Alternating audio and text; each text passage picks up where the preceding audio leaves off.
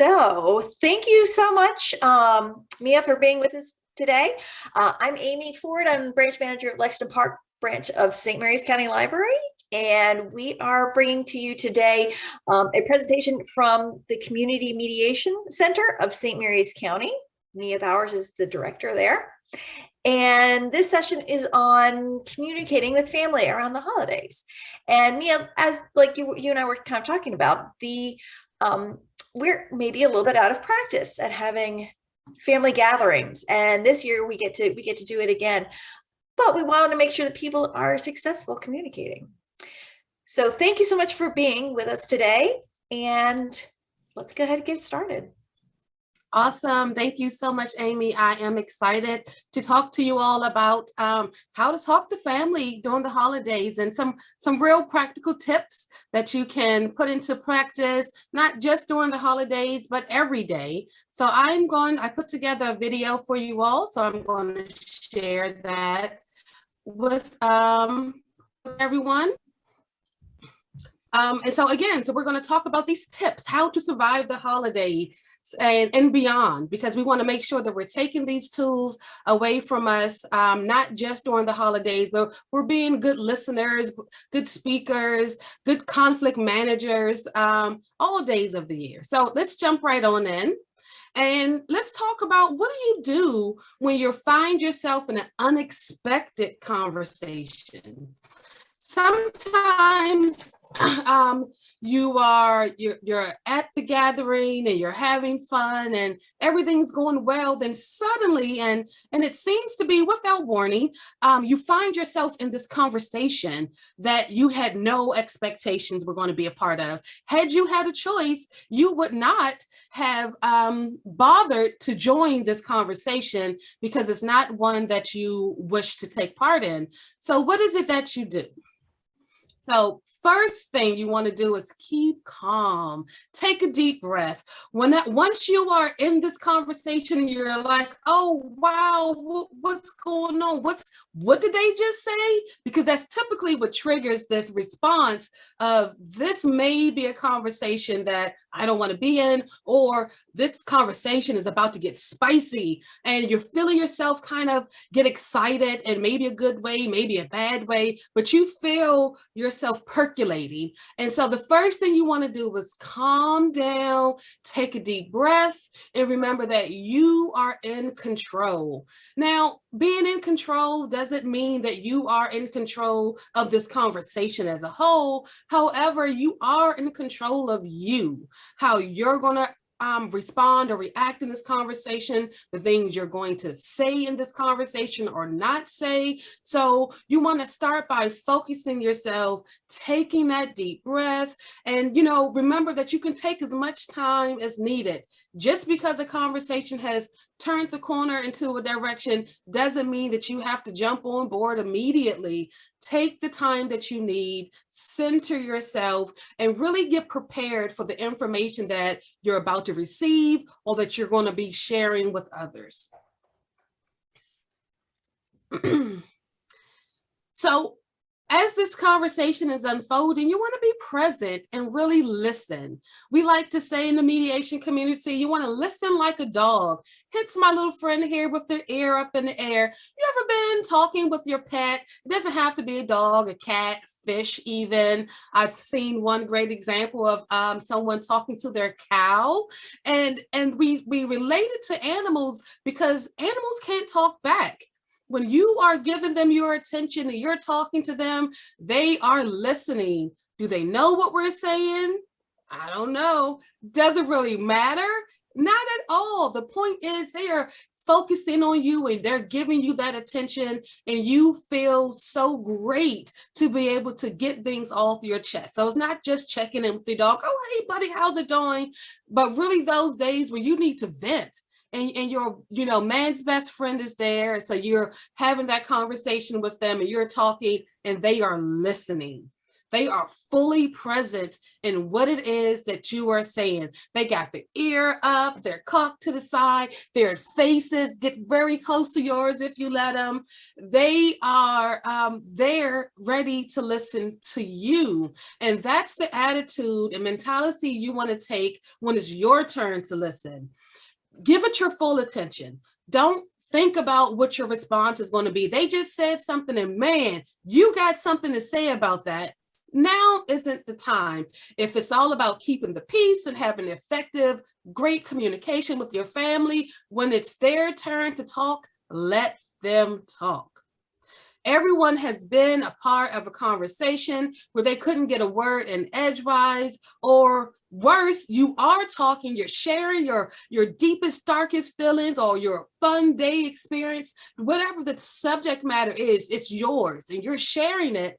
And nothing feels worse than someone interrupting your conversation to add to the story. Sometimes we think that, oh, I know about that. I had a bad day too. And suddenly the conversation becomes about you when there was someone else talking. And the moment the person feels slighted, not heard, then you are automatically on that fast track to a downward spiral, to a sudden conflict or problematic discussion that you weren't prepared for, because that person was robbed of their opportunity to be listened to.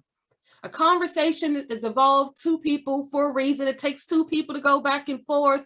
But when it's your turn to talk, you expect the other person to be listening. So you want to give that same respect and awareness and presence to the other person at hand. So don't change the narrative. Don't make it about you. Listen, be present, and listen like a dog. Sometimes when you are listening and you're hearing things that is just the opposite of how you think and feel. And in fact, you can't believe what you're hearing. Did they just say that thing? What? Don't we know better? Weren't we raised better? This isn't what we do in our family. That's not how we feel. That's what those other people do, right? Or I just can't believe everyone around me feels this insane way, and only I am the voice of reason, and I'm the one who has all of the right answers and all of the facts. Are you? It's important when we're talking about effective communication to allow people to be right. That doesn't mean that you are agreeing with them, but that means you are giving them to space to talk about whatever it is that they're talking about, and you're going to ask them questions. You're going to be very engaged with how did you come to that conclusion? Tell me more about that. When you first heard this information, what did you feel about it? Make it about them, because if you're asking questions, that's not saying to them, I disagree with you and you're wrong. They're feeling strong in their position. They feel like, oh, that's right. This is how I feel, and this is why. It doesn't mean you agreed, but you're giving them the space to feel what they're feeling, to express what they need to express. And in that moment, they are right, because you are present, you are listening, and you are giving them the space to say what they need to say. And you are showing them that you are engaged equally, because you are interested. You want to ask questions. It's not about you in this moment. Right now, it's about them. They're talking. So make sure that you're getting a deeper understanding of their position. Put yourself in their shoes. This is a perfect time for you to figure out someone else's perspective. In life, there's no reality. It's only perception. It's your perception. It's their perception. We can experience the same event, but our perceptions can be completely different. That doesn't negate the event. That just says people experience things differently. And so when we talk about reality, remember, your reality is your reality. It's what you think, you feel, what you know. However, Other people have their own perspective. So when you're letting them be right, when you're asking questions, that's giving you the information that you need to be able to fully understand someone else's perspective and truly put yourself in their shoes so that you can get that deeper understanding. So let them be right. Explore with them. Now you've listened. And it's like, what? Okay, I heard what you said. I hear their resources, their sources. I've asked the questions, and everything that they said is just against everything that you believe in. It's not my opinion. I really wanted to know. I really wanted to be on the same page. And now I have this deeper understanding. I still disagree. That is okay. You can't fix what you perceive as wrong, because one is your perception, but you can't fix it. You can't fix their train of thought. You can't fix their assumptions or change their assumptions or anything about them. That's not your job. It's not your responsibility. And if you attempt to fix them, you're going to fail. That is a losing exercise. That is a waste of time for everyone involved. There are experts whose job it is to help people mature, grow, get better with themselves. But unless that's your profession, it's not your job. And even if it is your profession, it's still not your job when it comes to your family members. No counselor, mediator, lawyer, anyone who was personally tied to a situation, they can't remain neutral and detached from it. They cannot be the ones who fix that problem. So it's not your job to fix them. Don't approach a conversation with a family member with the intention of, I'm going to set them straight. I'm going to get them on my side, because as we all know, no one has ever won an argument with facts. And I don't mean a debate. I don't mean a conversation. I mean an argument, which is bound to happen if you start to try to fix someone. I'm going to say that again. If you try to fix someone, you are inviting an argument. And no matter what your facts are, it's never going to prove to be the winner in an argument, which is what you've just invited. So you can't fix them, accept them. You've just went on a journey with this person. You've dug deep. You listened. You asked questions. You understand where they're coming from because they made it clear. Because when you were confused, you asked more questions. So you're crystal clear and you disagree, but you can accept them. Accepting someone doesn't mean getting on their side. Accepting someone doesn't mean I'm going to be nice now, but I'm going to slowly try to convince you to my way of thinking. Accepting them is just that. Understanding their point of view and their perception gives you insight to what their actions are going to be, to why they're saying what they're saying. And when you have that understanding, suddenly, almost like magic, the frustration starts to melt away because you're meeting someone where they are. You're not wanting them to be here with you. You don't need them to be here with you. You understand that they're over there, but it's okay. This is a thing that we don't agree about, but I accept you. I love you as my family member or as a person. But when it comes to this particular thing, I disagree. We're going to agree to disagree. And I'm going to leave it at that. If you notice, when I'm talking about this particular conversation that found you found yourself in a conversation that was difficult, that you didn't like, you really wouldn't want to be a part of. At no point in time did I say, now it's time for you to put your facts on the table. Now it's time for you to present your point of view. This is about survival. And if you want to survive this conversation unscathed, with no heat coming your direction, you stay with them and you keep yourself out of it, outside, other than your understanding of them. Accept them.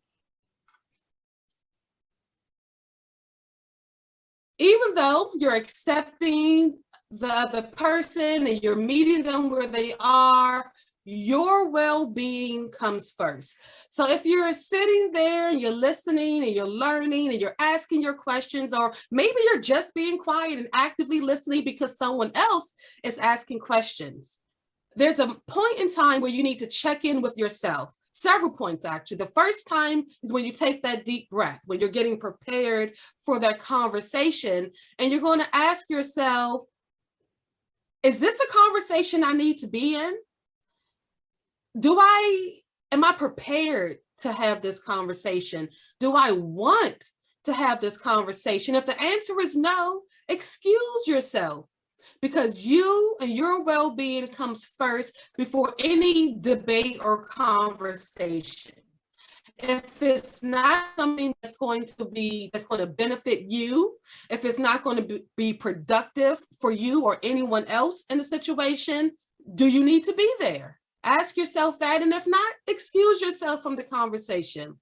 Ask yourself, what will you gain from having this conversation? What can you lose from having this conversation? So when you're in that beginning, again, when you're taking that deep breath and you're getting focused, these are some of the things that you want to ask yourself.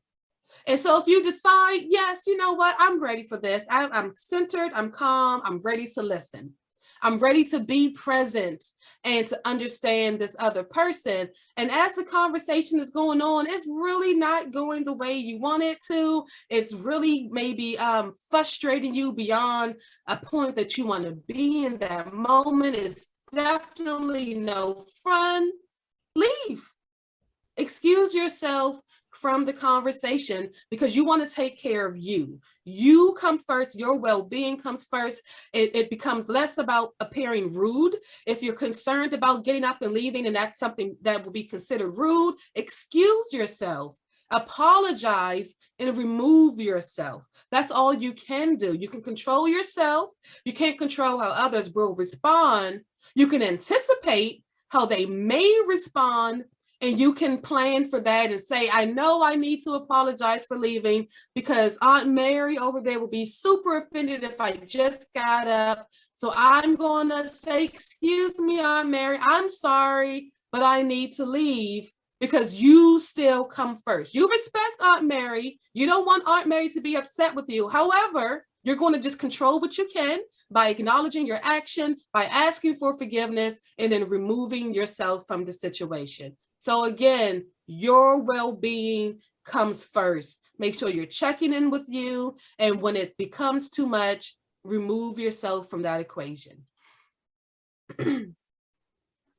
Set boundaries when you're in a conversation. So whether you initiate it or someone else initiates a conversation with you, you need to have some boundaries set. So this is something that you can do before the family gathering, before the guests come over, before you hop in your car. Think about what your boundaries are. What are things that you know if you hear will be a trigger? So right now, COVID is a very hot topic, right? And that can be a big trigger for some people. If that's a trigger for you and you hear people maybe starting to talk about a mask or talk about a vaccination, then you know, I'm just going to be on the other side of the room because that's not really something that I want to be a part of. If you're having a conversation, be aware of the things that may trigger the person that you're speaking with.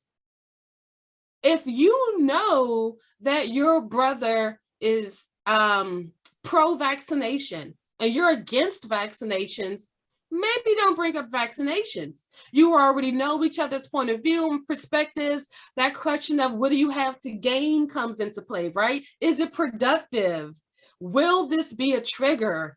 And if the answer is yes, and your goal is a calm, cool gathering where we're just enjoying each other, avoid those triggers at all costs. And more importantly, sometimes something can be a trigger, and what all you need to know is how to regulate yourself. Oh, well, that was a bit much. I wasn't prepared for, but I'm going to remember to breathe. I'm going to remember my happy place. I'm going to do whatever it is that I do when I'm triggered, right? That's a mantra, this isn't about me. I can get through this moment. That's something that I say. Figure out what your own mantra is. So if you are triggered, you can say that to yourself and recenter to be better prepared to exit politely or engage in this conversation, but you're aware of how you're responding, right? Because just because something is a trigger doesn't mean you have to avoid it, but there definitely are things that are off limits. And you want to know what your limits are. What are those topics that are going to be a no-go for you? If it's something that's vastly important that you want to make sure is not on the table at all, you may be the one to add it to the table just to say, I'm not willing to talk about this today. If you're talking about this today, I'm not going to be a part of this conversation. That means I'm going to go somewhere else. I'm going to leave. I'm going to insert whatever your other action will be, but you let them know upfront, this is a danger area for me. This is off limits. Don't involve me. You have to advocate for yourself and your needs. Remember, your well-being comes first. So if you know that this is something that's happening, it's likely to come up, because every family gathering, we're still talking about the incident of '88. Remember back in 1988 when this thing happened, and maybe you're done with that conversation. You never want to have that conversation again. So it's off limits. Maybe it's not a huge trigger that's going to make you feel bad, but you just don't want to talk about it. You have no more energy to give to it. So know what those limits are. Know what is a no-go for you and let it be known if it's likely to come up. And if it's, you're not sure if it will or not, maybe you don't want to throw it out there, but just be aware of if it seems like that the conversation is turning into that direction, you turn the other way. And remember that you can always leave. I've said that a number of times at this point. If you're in a conversation, just debate, discussion, however the right terminology is for the words that are going back and forth, remember that you can always leave. Nothing is binding you to that spot. If you get up to walk away and the conversation follows you, then you walk out the door. And if the conversation is still following you, then maybe it's time to take another action, because it's turned into harassment at this point. You're trying to leave, they won't let you leave. Then you ask for help, you ask for reinforcements. That could be from another family member. If this is something that's likely to happen in your environment, again, be prepared and identify someone in advance. Hey, if they won't let me stop talking like they did the last time, I need your help. I need you to step in and intervene. Worst case scenario, you need to pick up the phone and call the police, because again, your well-being comes first. And you don't call the police because someone's getting on your nerves, but you're calling the police because you're feeling unsafe. You try to remove yourself from the situation, and wherever you go, they're following you, and it's rough and it's hard. So I want to be clear. Don't pick up the phone call to call the police because you're angry. You're picking it up if you're feeling unsafe. Otherwise, you should be able to remove yourself from the situation. Leave. If you need to, leave. So we talked a bit much about when the conversation finds you. So what do you do when it's you that need to have a difficult conversation? You have a topic that you couldn't wait for everyone to get together, and you know it's going to be tough, and you know it's going to be sticky, but we need to have this conversation. Grandma hasn't been doing well, and we really need to decide if she's going into a home. And that's a hard conversation. That's a difficult conversation. And family gatherings are prime real estate for having those conversations, because everyone's here. Everyone's here and we need to talk. So how do you prepare yourself or get ready for this? So the key word in that is prepare. prepare. You want to be prepared for this conversation. You want to be very deliberate in everything that you're doing. So you want to think about, when is the best time to have this conversation? So we know Thanksgiving just passed, and maybe you figured we're going to talk about it at Thanksgiving. But what time? Is it going to be before dinner? Is it going to be after dinner? Or are we going to be bold enough to talk about this as we're getting our turkey filled and our stuffing and whatever else? But when you're preparing for a difficult conversation, pardon me, the when is super important, and you need to take all of the factors into consideration. When you pick a time, when you pick a day, then you start asking, okay, well, who's going to be here at that time? Can I get them there? Do I need someone to leave?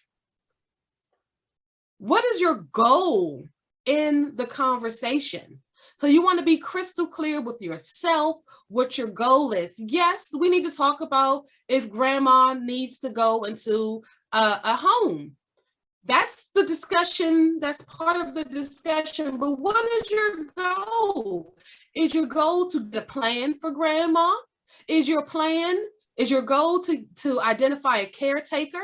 Is your goal to identify the person who's going to be the decision maker? There are a lot of things that come with the conversation of, it's the time to put someone into a care facility.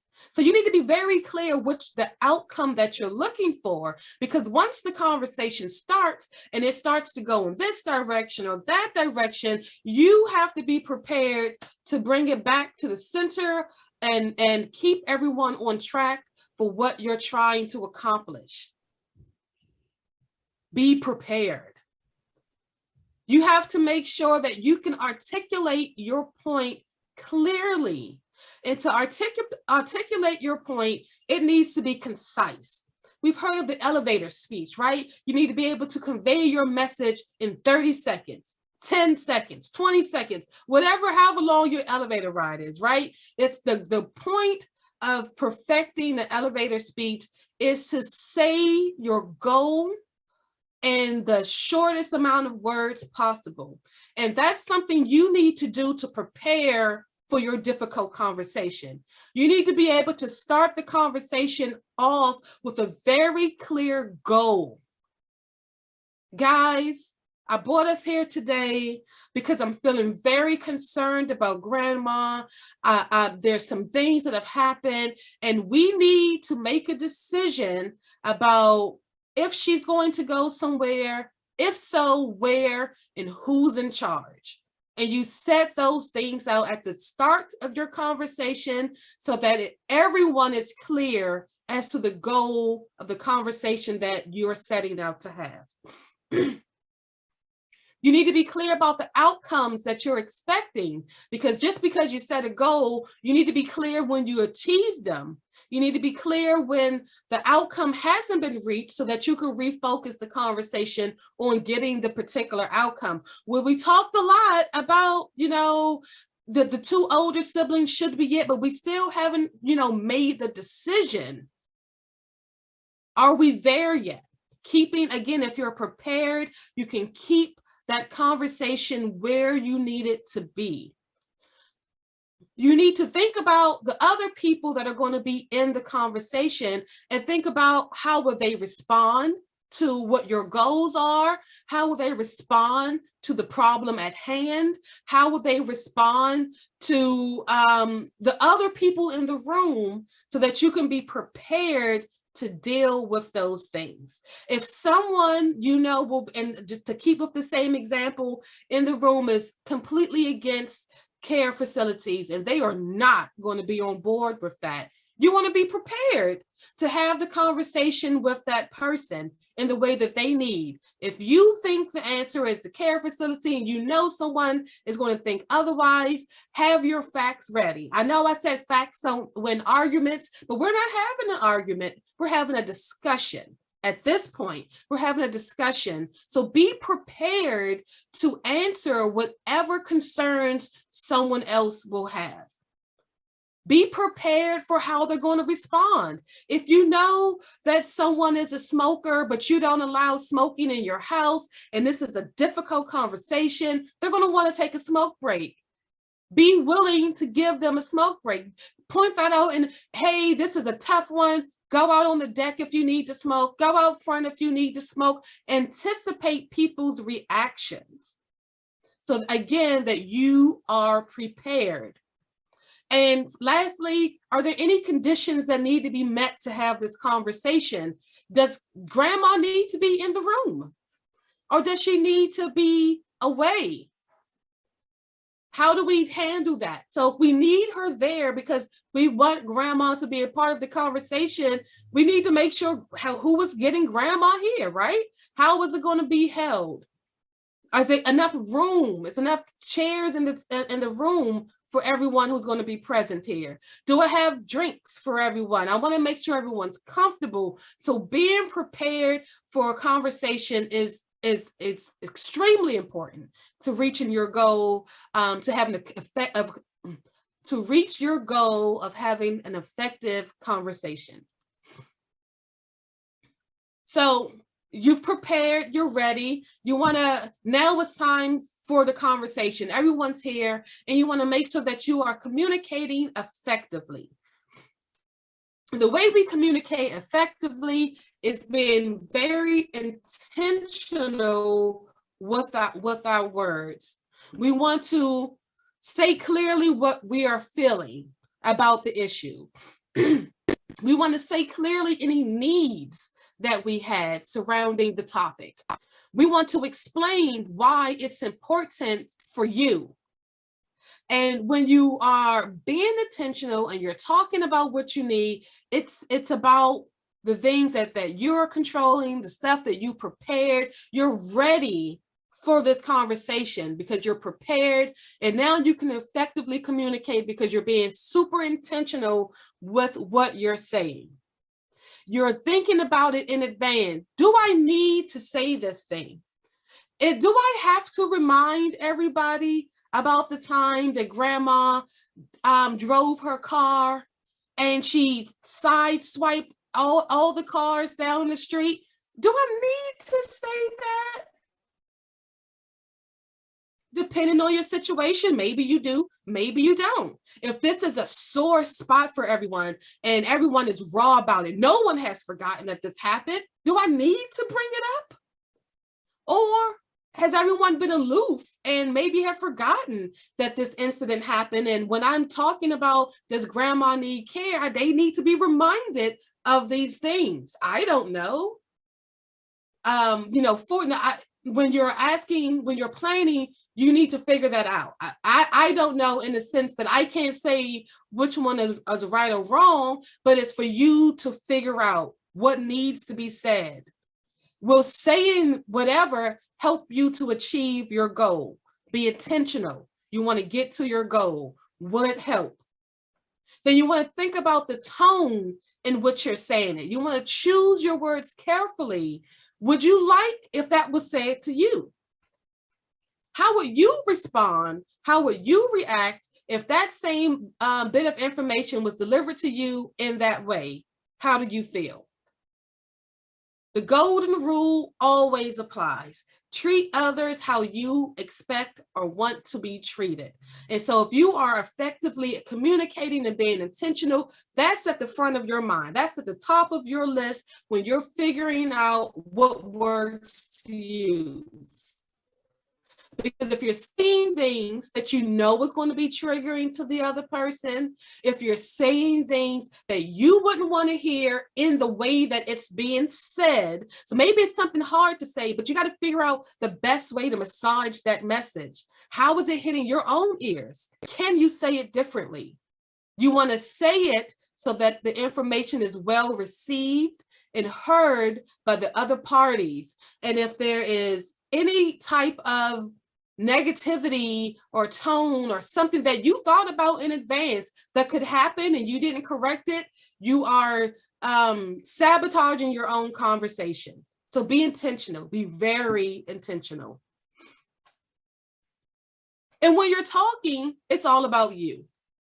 Yes, you're here to discuss grandma or whatever the topic is, but when it's your turn to speak, you want to speak from your own point of view. Now we're turning the magnifying glass on you. Before we were letting the other person be right. Now it's about you when you're right. And when you're right and it's about you, it's about you. So you're expressing your feelings only. You're not saying how someone else feels. You're not that person. You cannot effectively communicate someone else's feelings. You can effectively communicate your own. You're not an expert in that realm of relaying information. When we're talking about effective communication, it's all about you. Express what you're feeling, express what you're thinking, express what your needs are. And none of that includes telling someone else what their intentions are. None of that includes accusing anyone of doing anything to you. So, and to keep it less vague, if someone hit you in the face, I'm going to get extreme with it. Someone hits you in the face, and well, obviously you did not like that. And you want to express like, oh my goodness, I'm feeling so hurt physically and emotionally. I was very confused because suddenly I got hit in the face and I really need to understand what happened. It's a far cry different from how dare you attack me and you did this terrible thing because you hate me. That's all accusation. It's all negativity. It's not going to get anywhere. It's not going to get anyone anywhere. Now, one or two things, well, it's always more than two, but for the sake of this conversation, one or two things can happen when you're expressing yourself clearly. The person could be immediately apologetic because, oh my goodness, I didn't even realize I hit you. I was dancing and I didn't know I hit your face. Oh my goodness, I'm so sorry. It was a complete, huge misunderstanding. And had you used the other approach with this person who accidentally hit you, you just accused them of doing something nefarious. You just accused them of being mean to you. You made all of these accusations. And the moment someone is feeling attacked, their guard is going to go up. And what could have been a simple apology is now an argument. And we've talked about the argument. No one wins when we're arguing. So when you are, as hard as it can be, when someone has done something to you, when you're talking about it, you're going to talk about you, all about your perspective. I felt this way when this happened. Not, I felt this way when you attacked me. You're accusing someone. You're putting negative words on them. It's not going to go well. Keep it about you. Keep it all about you. I felt this way. My face is red. It has a big red mark. I'm so sad about it. Keep it about you. You can control you. You can control your narrative. So when we're being intentional, we're keeping it about us. When you're talking about grandma who needs to get into a home, you're going to keep it about you. You're not going to talk about how inconvenient it is for Uncle Bob to have to take grandma. You're not going to talk about cousin Maddie who one time saw that. You're going to keep it about you. I'm concerned about grandma. I need to know that she's safe. I need to know that every day someone is taking care of her. I know I'm being redundant, but I'm going to say it one more time. It's all about you. To communicate effectively, clearly, and intentionally, it's about you. The last thing we're going to say about this is protect yourself. Do not ask questions you don't want to know the answer to. And so when you're thinking about what you want, you need, do you need to hear this answer? How will you respond to what will be said? Is there any answer that's going to make you feel better about that question? Is this a productive question? Even though this is about, we're talking about you asking a question of someone else, it all comes back to you. Do you need it? Can you handle it? Is now the right time? All of these things are going to keep you communicating effectively and keep arguments at bay when you're asking yourself and you're being honest with your answers and responding accordingly. When you're talking, whether someone comes to you or you run to them, you want to pay attention to the emotions in the room. I've said several times, well, this is a discussion and that's an argument. You want to see when the emotions in the rooms are getting high and maybe we're sliding into an argument. You want to be aware. Now, I chose this particular picture of these little faces because it's very obvious what they're thinking, right? The smiley face, everyone knows a smiley face and a frowny face. But imagine if our lips can actually go up and down like that, right? Or make a heart when we're pleased. These characters are very clear with their emotions, but reality is people can be harder to read. You're never going to get a heart. Someone's lips are never going to suddenly turn into that. It could be different, hard to differentiate between smiles. But when you know someone and you're reading their cues and you're looking for their cues, and whenever we start to slide to maybe not so happy, maybe they're, that's the first sign of, I don't like what's being said. Maybe they got quiet. Maybe their posture changed for, one way or the other. Now they're upright because, I got something to say, or, I'm feeling really bad about what's being said right now. Maybe they got happy and perked up. Read the emotions. If they're feeling the conversation, you can tell. Keep it going. If they are withdrawing, if they're feeling sad, if they're getting angry, you wanna back away from that conversation. Maybe you want to put a pin in it and return to another day. Maybe you just need a break so everyone can calm down, whatever it is, but it's your job to pay attention to your emotions and the other person. How is your body feeling? Are you on edge? Are you tense? Can you relax? Pay attention to both your emotions and their emotions and respond accordingly. Share wisely. Again, the question of, does this need to be shared, is the same way. Do I want to know the answer to this question? You should be asking yourself, do they need to hear this information? Can this information be used against me? Am I setting myself up? Do they actually need to know this? Will it be a trigger to them? Who will benefit from this information? Am I just saying this and I'm going to feel better because I got something off my chest? How are they going to feel? Remember, you're always checking in with how you're going to respond, how they're going to respond. And you're going to share wisely when you're taking all of those things into consideration. Will this information cause harm? Can it be avoided? Constantly checking in with yourself, constantly checking in. And so then I'm going to end this with some things that you want to avoid. So we talk a lot about what you can do, to expect, how you checking in. It's all about you, but sometimes things are out of our control. And sometimes we need a reminder of what we need to avoid, right? So for starters, don't take the bait.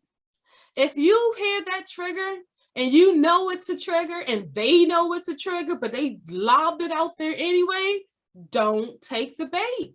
Walk away, leave it on the table, ignore it, turn it into a joke. But whatever you do, don't grab hold. If this is an argument you've been in before, a road has been well traveled and it does not end good, do not take the bait. Don't try to win. We've talked about this. If you're with someone and you're allowing them to be right and you're understanding, and maybe you were clear about what you were, and so you've had this, all the information is on the table, but you disagree. It's okay to disagree. Don't try to win, because when you're up here, that means someone is down here. How are these people feeling? This is about effective communication during the holidays. Conceivably, you want to keep the peace. Is this the right time to be right? Do you need to be the winner? The answer is most of the time, no. It's only yes when it comes to like saving a life, right? You don't need to be the winner. What's more important? We're checking in. Do I need to say this? Does it need to be said? How are they going to respond?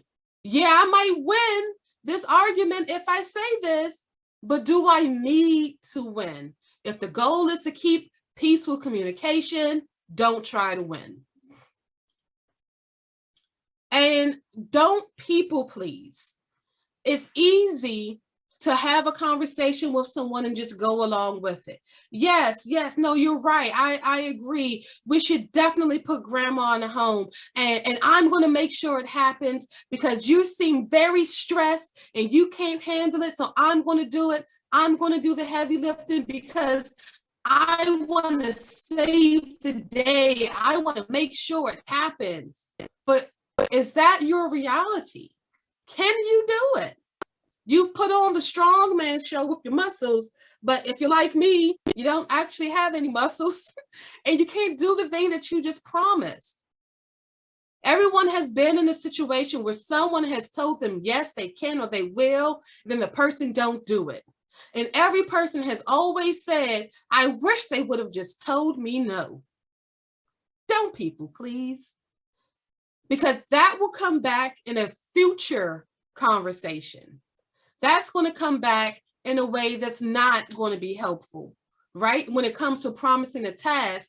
But what if you're people pleasing and you're agreeing with person A? Yes, I agree with you. I agree with you. But then person B chimes up with a whole different opinion, but you're a people pleaser. So yes, I agree with you. I agree with you.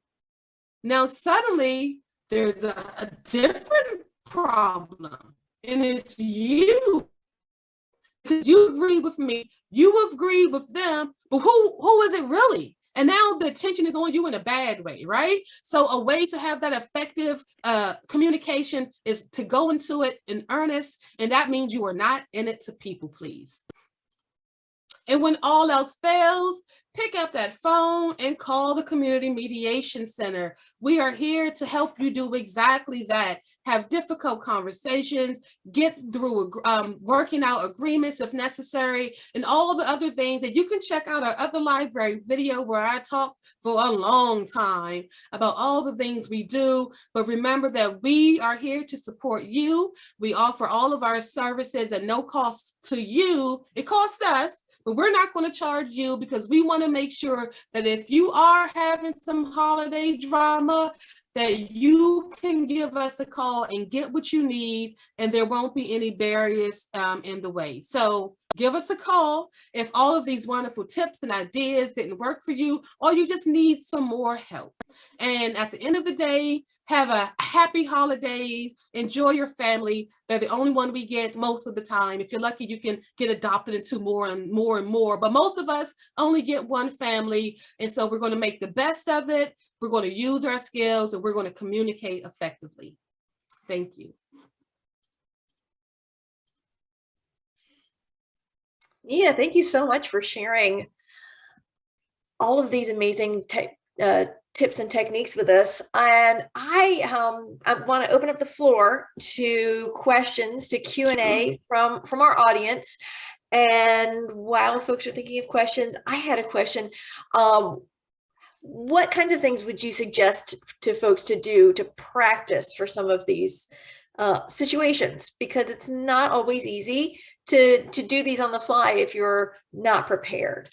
So what kinds of practice would you recommend? Well, I'm glad you asked.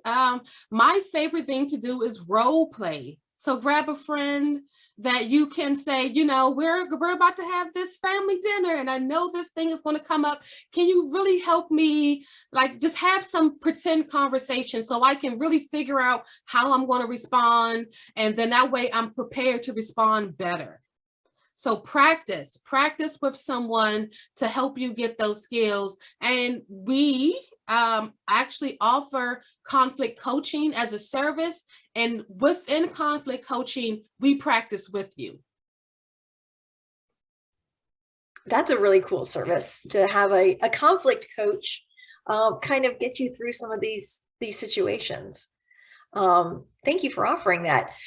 I do not have any questions from attendees. If there's anybody else who wanted to ask a question, you can go right ahead. And is there any other suggestions that you have for folks, Mia, that would help people get through this kind of situation or unexpected situations with family or not? Yeah, so absolutely. So we talked a lot today about how to have the conversation.